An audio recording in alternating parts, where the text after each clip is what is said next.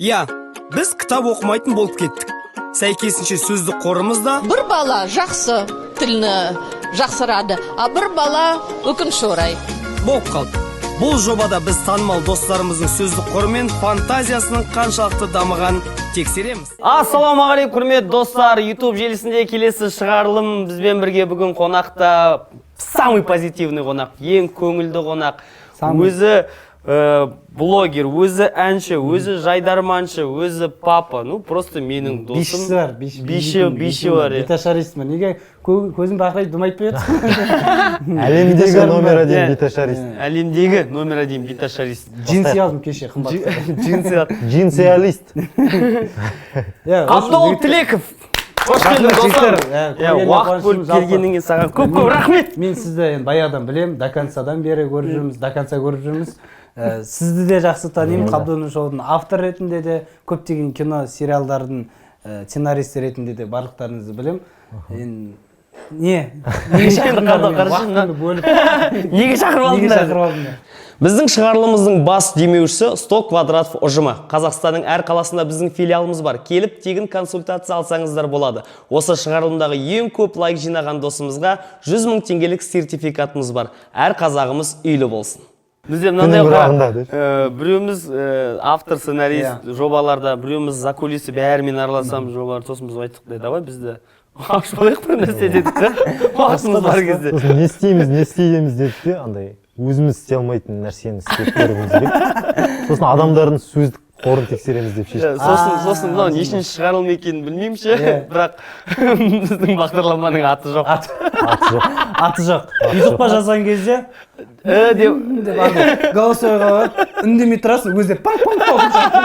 Где саламат и вот этот Серғазы, что ли, вот этот деп бәрін жазу керексің. Соны айту керек. Ана неше ана бүйтіп келіп айтты деп ше. Аты жоқ деп шығара қойық та. Аты жоқ деп. Просто 5 ат айтшы название осы бағдарлама. Мен енді бірінші біліп алайын, соңында айтайық давай. Да, соңында алайын. Ата мен қазір түсінбей отырмын. Мен тек қайырлы кеш, құрметті достар деп айта салуым керек. Данный момент ойыма сондай келіп тұр. Кешкі Алматы деп басып жіберсеңші. Негізі андай бір үлкен кругтарға барып, бір андай үлкен ата-аналардың кругында бар, 1 минут андай бір тақырыпта сөйлеп көрдің ба? Презентация сияқты ма?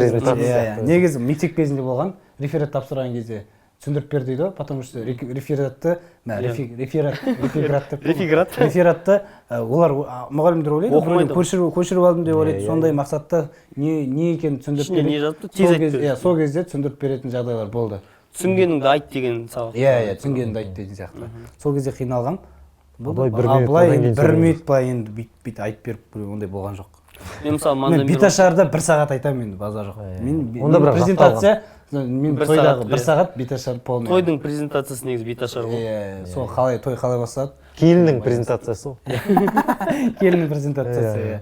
Сабақты неше оқыдың? Енді орысша сөз байлығыңды білеміз бәріміз. Сабақ 4 пен 5 оқыдым, өтірік айтпайын, 9-шы классқа дейін 4 пен 5 болды. 10-шы класста 2-мен шығып. Қазақ тілі әдебиеттен ғой. Сосын сен 10-дан кейін колледжге түстің. 9-дармен оқыдым. Бірақ 2-мен шыққанда енді андай әдейі 2-мен просто біз оқымыз келмей алды. Желание кетіп қалды. Өйткені КВН ойнадың, басталып кетті, орта басталып кетті. Жасөспірім кезде басқа нәрсеге тез ауып кетесің. Переходной возраст қой, мұрт шығып атқан кез, дауыс гүрілдеп атырған кез. Сол неге гүрілдеп қоям ба енді? Сол негізі оған дейін шаңқылдап жүрген болып тұрмыз. Осы сөйлеген болып тұрмыз оған дейін. Бір андай, бір 6-шы класстан кейін ба, бір жазып келесің. Угри басып, қуып кетесің ғой. Сол айтам, класстас балдарың танымай қаласың ғой. Класстас қыздар. Қимасаңшы. Сондай болады, қою. Класстас қыздар 2 метр болып келеді ғой. Балдар угри дауыстар жуан. Қолтықтары сасып, сондай айтады. Майкалары қоп-қоңыр болып. Ладно, не туралы? Минутына сөз оқу дейтін болып қояды. Бұрын мектеп кезінде. Енді біздің бағдарламада керісінше. Біз бәрін керісінше. 1 минуттың ішінде көп сөз айтуың керексің. Көп сөз дегенде арасында деген болмау керек. Тұттығып деген. Ораторский. Ізгілік деген сөзді сонда не? Үңгілік деп айтасың ба сонда? Жоқ, андай деп қояды ғой сөздің арасында. Ойлану. ораторский жағын тексеру, оратор қаншалықты тез және ол жерде фантазия да еще, да? Ойдан шығаруға. ойдан шығарасың. Сосын оқиғаны ойдан шығара беруге де бола ма? Ой ұшқырлығыңды тыңдасайшы. Айтып жатыр ғой саған. Мен осылай мешет ете беретін, 1 минут мешет еткен бар. Қоймастан. Сондай бар. Ой ұшқырлығыңды, тіл байлығыңды 1 минуттың ішінде біз берілген тақырыпты өрбіту арқылы сіздің IQ-іңізді тексереміз. Таза қазақша. Қазақша мә. Сосын онда қиын болып тұр. әдеби тілде сөйлеуге сізге Шаң-шаң ұсыныс болатқан сөздерді бар ма андай ғафу етіңіз. Шараша.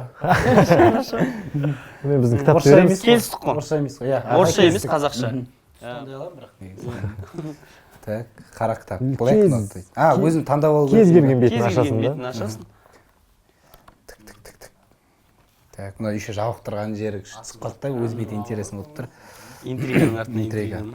Очоу, Олжас Абай актерлік бірінші талдап аламыз. дайындалу үшін. Очоу, Олжас Абай актерлік рөлге дайындалу үшін көп нүкте. Соны жалғастырамыз. Кеттік па? Кеттік па? Бізде тақып берем, бізде серый задачасы қазір 1 минутты толықтырып отырады.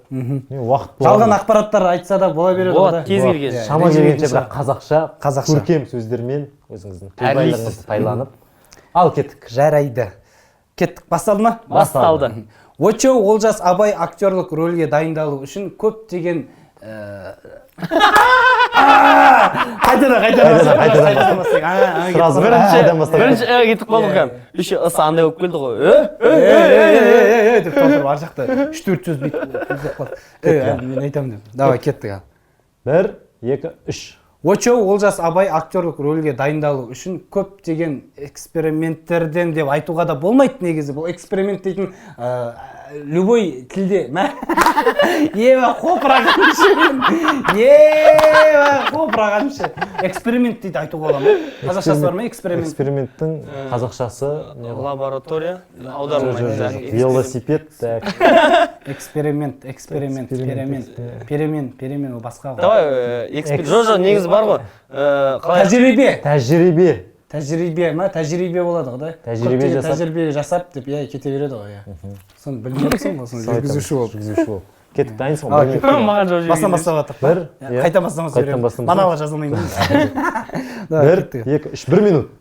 Очоу, Олжас Абай актерлік рөлге дайындалу үшін көптеген тәжірибелер жасайды екен. Мен білуімше, бұл көптеген актерлік шеберлікті өзіне ары қарай дамыту үшін көп кинолар қарайды деген, көп фильмдер қарайды деген ойдамын. Және де бұл кісі көп әртүрлі бұрыштарға барып, өзінің рөлін, тоқтамай сол рөлді, не рөл бергенін біліп алып, содан кейін сол рөлге барынша кіріп, зерттеу арқылы сеніп, жылайтын жері болса, жылайтындай қылып, күлетін жері, күлетіндей болса, күлетіндей қылып істеп, жақсы нәтиже шығаруға байланысты өзінің рөлін осылай сомдағанды жөн көріп отырғандықтан, Очоу, Олжас Абай бұрын әнші болғандықтан, бұл негізі бұрын әнші болды, бірақ қазіргі таңда фильмдерде актер ретінде танылғандықтан әншілігі де осал емес, әнші болу да оңай емес, живой айта алатын, жанды дауыста айтып бере алатын әншілердің қатарына болғандықтан өте талантты кісі. Актерлік шеберлігі бөлек, актерлік шеберлігінен бөлек, ол кісі еще бизнесмен. Қалай дайындалады? Болды ма, 1 минут болды ма? Стоп болды. Бірақ вообще актерлік қалай дайындалады? Вообще қалай дайындалатқан жоқ, ол дейтін тәжірибе жасап, одан соң бұрышқа барып. Жоқ, мен былай айтқым келді ғой. Актер болмастан бірінші әнші болды, бизнесмен болды, сөйтіп барып, сөйтіп дайындалып келді деп актер. Деп мынаяқтан бастайтын, анаяқтан бастап қойдың. Сөйтіп бастап қойдың. Сосын былай қарай алып келдің да. Бейт, өшін, қиын екен негізі. 1 минут деген мысалы, былай қарапсаң. Дымда емес. Дымда емес қой. Бір сторис қой негізі. Былай қарапсаң, дымда емес. Өзіміздің еще... Просто мен білмейтін ақпаратты айту қиын екен. Жоқ, көрдіңіздер ма, біздер 1 минуттың ішінде уақыт шектеулі болғаннан кейін, көп диалекттеріміз дұрыс болмай кеткен уже. Көрдің ба? Сөйлесу манерасында уже пайдаланғаннан кейін ана сөздердің бәрі мені қынжылтып тұрғаны деп уже мен қазақша айтамын. Жоқ, өз тілімізде 1 минут сонда еркін сөйлей алмайтын болып тұрқ қой. біліп тұрған. сондай болып тұр. Мен просто білмеген ақпараттар болғаннан кейін маған қиын болды. Мен өзім мен тупоймын, мен мойындаймын. Кітап оқымаған.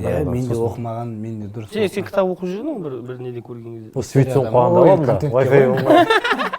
Ендігі мақсат жалпы осы саған тапсырма беру арқылы біз сенен жақсы бір соңғы жағында қорытынды уже әдемі 1,5 минут жинап Очо, брат, ренжіменші. табыстауымыз керекпіз.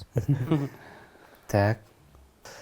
Өскемен қаласында Қуандық Балықов есімді азамат 8 миллион болды. Не болуы мүмкін ол 8 миллион? Қуандық Балықов дейтін. Шынымен информация ма бұл? Жоқ. Шынымен өтірік па? Сен просто сен фантазияңмен давай, сөз қорын тексереміз. Тауып қалмасын осындай адам.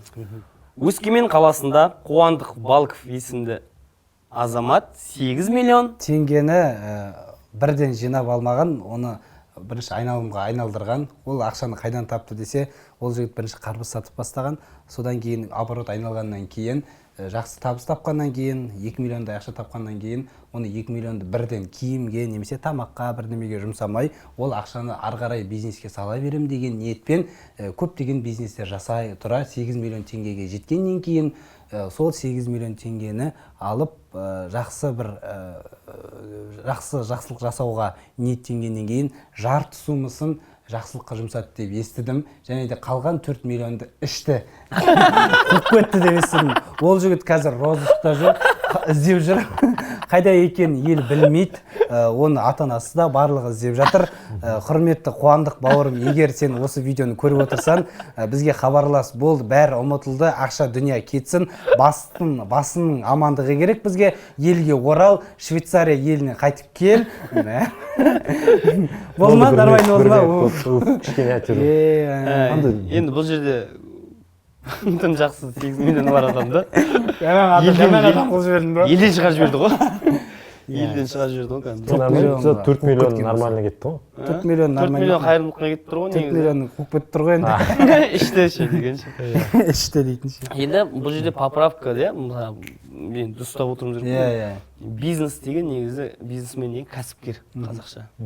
Соны ауыстыру. Сізге енді бизнесмен бизнес деп айтып тұрған. Кәсіп деп айналысты. Иә, Кәсіппен айналысты, кәсіпкер деп айтып Иә, болды.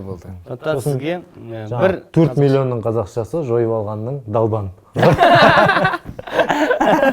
Иә. Кем. Есімде сақталды. жаттадың ғой да? Ол кем деп кәсіпкер айтасың. далбан, да? Сен сондайсың Қуандық. Жақсы, не істеп жатыр ғой? Дамытып жатыр. Келесі сөз. Келесі тағы да бар ғой да? Әлі сізде 3 сөз қалды. 3 сөз қалды. 3 сөз бар ма? Қызық екен, жыртыс екен. Ғалымдардың зерттеуі бойынша изменщик жігіттер, изменщик дейтін әйелдердің көздерін шөп салады. Әйелдерін өздерін дұрыс жазбағансыздар ма? Әйелдердің көздерін шөп салады деп жазбайсыңдар ма? Так, ғалымдардың зерттеуі бойынша әйелдерін көзіне шөп салатын жігіттер. Қазір секундомер қосайық. Олар туралы не айтасың? Осы жерде сен фантазияң және сөздік қорың саған көмектеседі. Саған сәттілік. Сөйлемнің басын оқы, сосын бастаймыз 1 минут. Давай. Ғалымдардың зерттеуі бойынша көзіне шөп салатын жігіттер өте ақымақ болып келеді екен. Әйелдердің көзінше, себебі бұл жігіттер бір емес, жаңағындай өзіңіз айтқандай, 2 адамға ақша тауып беру керек болады, және де оның керек жарақтарын алып беру керек болады. Негізі жаңа көзіне шөп салатын жігіттер мен ойымша өте көп көңілді болып жүретін сияқты. Себебі енді үйде де көңілді болып жүреді, сыртта да көңілді болып жүреді. Беспалево кішкене. Иә, кішкене білдіртпеу үшін беспалево деп айтпаңыз. Біреуге көңілдес болу үшін көңілді болып жүреді. Және де бұндай жігіттерді мен құптамаймын. Негізі бұндай біздің Қазақстан бойынша Қазақстанда жоқ деп ойлаймын. Иә, жоқ деп ойлаймын. Әйелдердің көзіне шөп салатын жігіттер. Себебі статистика сүйенетін болсақ, бұндай жігіттерді әлі таппаған, ондай жігіттер әлі зерттеуге салынбаған, зерттеуге салынбай қойса да, ұсталмаған. Білдіртпейді, датаво емес. Соншалықты білдіртпейді екен бізде, и соншалықты білдіртпеген соншалықты. Олар солай күшті болып жүреді екен. Мәселе содай емес пе? Қарап қойыңыз бір неңізге. 1 минут 10 секунд. Ортасында кәдімгі андай нелер көп болды, андай Әйлер ма? Элердин алып таган кезде бизде 34 секунд болду. Элердин кайталанган сөздерди алып таган болсак, онда 15 секунд айтты. 15 секундтук сөз. Жақсы ғой, көзіне шөп салған жігіттер туралы 15 секунд айтсаң, ол өте оның өзі жетістік. Ауыз туралы айтатын сөз не емес қой? Көңілді жүреді дегенше. Көңілді жүреді. Көңілді болып жүреді. Көңілді жігіттер көңілді болып жүреді. Мен өйтіп ойлап қалмаңдар, ертең сен көңілді болып жүресің ғой. Сен көңілдесің бар деп. Құдай сақтасын, қырсын. Жақсы. Мен ешқандай нем жоқ. Маған лично ұнады. Сонымен бізде соңғы сөз. Давай. Соңғы сөз 1,5 минут сөйлеу керек соңғы сөзде. Ал кеттік енді жаңа 1,5 минут. 1,5 минут. Ал кеттік. Барынша қазақша сөз тіркестерімен.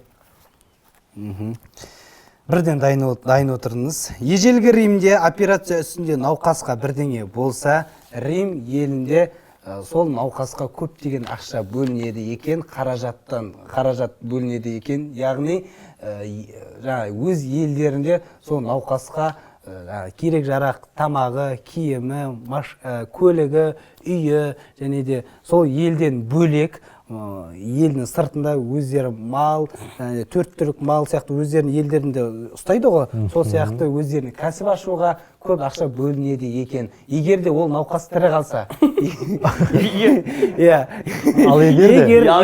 егер тірі қалмаған жағдайда, енді ол жерде енді бүткіл несін бәрін көтеріп береді деген ойдамыз. Садақасын.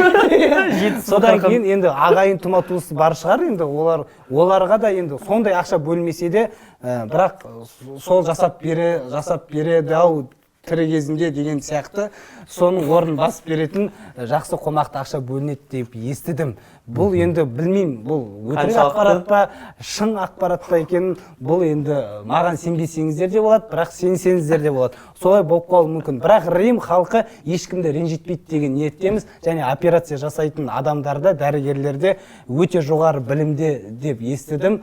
Себебі бұл жақта аурулар аз деп ойлаймын, өз уақытым. Өз уақытым деп өз ойым және де өз ойымның қаншалықты шеберлігі екеніне мен білмеймін. Стоп! 30 минут, 1 минут 30 секунд. Болды. Осы жол кішкене нормально болған сияқты. Өте жақсы кәдімгі. Бірақ енді құрметті римдіктер ренжімеңіздер. Римда жұмыс жасайды. Римнен біреу қарап отырсаң жазып жіберші. Просто түсіріп отырған жігіт римше аудартсап, Рим еліне таратуы мүмкін. Сол жақтан просмотр көп жинап кетіп жатса деп.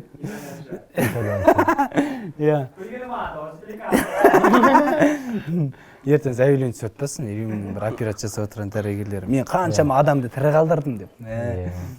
Күшті екен, бағдарлама ұнады маған, дерзкі екен. Бұл да бітті ғой, айта беруге болады. Кайф екен. Дерзко, кайф. Еще сногсшибательно. Мои русские. Қызық екен, еще андай не екен? Қиын екен. Танымдылық. Біздің мақсатта фантазиясы, қазақша сөздерім бар ғой, мен андай кітап бүйтіп ашып шкафтар ашылып, мына сөзді қолданшы, пақ деп жауып кетіп отыр миымда. Қазақша сөздер жоқ қой бізде, Қысқаша. Енді бұл бағдарламаның атын ойлап табайық. Мана басында айттық қой, 5 нұсқа ұсынып кетші, ойланамын. Так, айтып көр. Сөздік қор. Қорлық сөз. Дым сөздік қор жоқ па? Сөздік қор жоқ. Лық қор сөз. Қорлық сөз. Лық дейтін сөз, ұнап тұр маған. Лық дейтін көп деген сөз ғой енді. Лық сөз, лық толы. Лық толы қазақша сөздер. Лық сөздік қор дейтін нормально сияқты. Лық сөздік қор. Дік сөз лық. Дөп сөйле. Сөз лық. Дөп сөз лық. Дөп сөйле дейтін бар ғой, негізі дөп айттың деп айтады. Дөп айттың дейтін, ол кішкене андай өкпе, дөп андай өкпе дейтін. Доп сияқты өкпе ма? Андай. Қазақстан ұлттық арнасында 11-лерде сағат кизимен отырады. Сондай өкпе дейді бір. Малдас құрып отырып, қымыз жеп отырып бір андай сондай. Давай андай не? Енді варианттар айтып отырмын ғой, енді примерно. Сөздік қор деуге болады. Минута. 1 минутта қанша сөз дейтін болады. Неге ол ұзақ? Жоқ, андай онда бүйтуге болады. Ана бағдарламашы 1 минутта қанша сөз айтасың қазақша? қазақша таза қазақша сөйле деген сияқты ма типа қазақша сөйле қазақша сөйле қазақша Сөйле қазақша. иә осы несі болады сияқты Сөйле қазақша. сөйле қазақша болды осылай қойдық онда. сөйле қазақша солай бола ма Құрметті достар, сөйле қазақша, биле қазақша. Әнді айтып жазсақ болды. күйре қазақша десең Қазақша сөйлейік. қазақша күйрейтін болса иә жақсы қазақша сөйле қазақша бағдарламасы ғой да сонымен Сөйле қазақша сіздермен бірге болған. өздеріңізге ұнаған жаңа неңіз айтыңыздар мүмкін жоқ, иә, бағдарлама комментарий арқылы, иә. ең ұнаған атқа біздің осы бағдарламаның атынан керемет сыйлықтарымыз бар мысалға Шаш. Қандай береміз? Кітап? мен ішіне бере алмаймын Негізі, вообще госттар беріп жатыр, короче. Өзінің атынан комментарий көп, лайк жинаған комментарийге подарок беріп жатыр. Каждый гость. Өздері мәрттігімен, андай қазақша контент ақшалай сыйлық беріп жатыр ма әрине Біреу кітап беріп жатыр, біреу өзінің көйлегін беріп кетті. кетші Иә. мен қолтыққа жағатын как раз бітейін деп тұрады роликовый Құрметті достар, қымбат еще анау сасытпайды айтты че бір жылдай ма жақтым құрметті достар, комментарийға көптен қолданылмаған қазақша сөздерді жазыңыздар, арасынан біреуіне таңдап Қабдолдың қолтыққа жағатынын бересіз.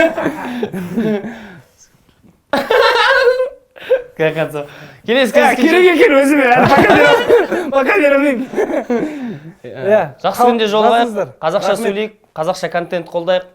Қабдол Тілекке рахмет. Және де Саламат Жылқыбаев, Жәнібек Серғазы! Қазақша сөйле, қазақша сөйлеп жүріңіздер. Қазақша Андай бірдеңе күтіп қалады ма? Расскажите. Қазақша разговаривайте. Разговаривайте.